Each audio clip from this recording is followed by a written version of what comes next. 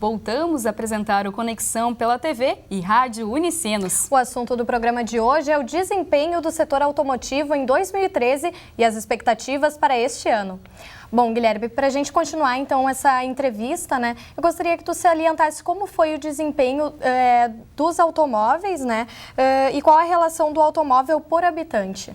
Bom, as vendas de veículos no Brasil, elas atingiram a 3,5 milhões de unidades no ano. Teve uma diminuição nas vendas de 60 mil unidades, cerca de 1,6% do total em comparação a 2012. Só que a produção mostra que essas vendas os veículos produzidos no Brasil foram 58 mil veículos, representando 1,5% de aumento, mostrando que teve uma mudança mesmo na produção e importação.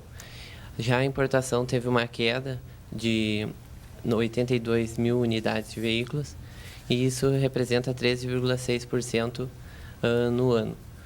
Isso foi devido à taxa de câmbio ter sido aumentada, né? E também pela produção ter aumentado bastante nesse último ano. A gente queria saber do Augusto agora, quais foram as políticas governamentais, né, para o setor e qual foi o desempenho, então, para a economia?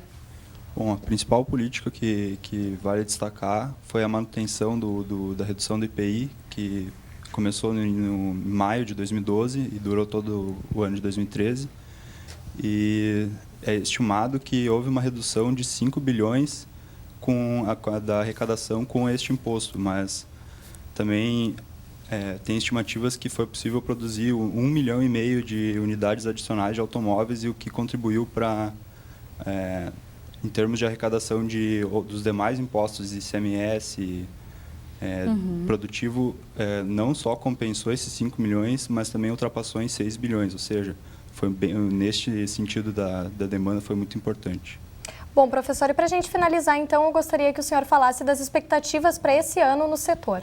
Ok, então a Anfávia, na verdade, que é essa entidade que engloba essas empresas, ela faz uma previsão não muito otimista no setor.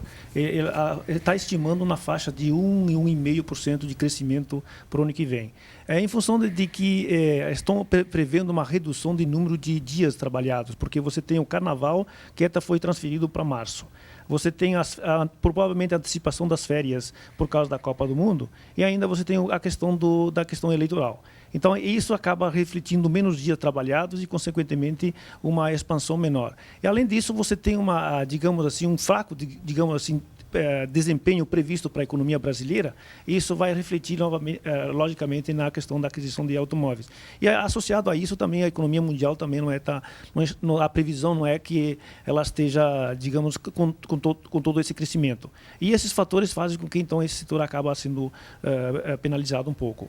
Bom, professora, a gente comentou então que houve uma queda aí de vendas, né, recentemente nos automóveis, mas ao longo dos anos, cada vez mais esse fluxo cresce, né? E qual é o impacto disso, então, para um país como o Brasil? Então, se a gente olha, por exemplo, nos últimos 10 anos, a taxa de crescimento do setor é em torno de 14%, muitíssimo acima do crescimento da economia.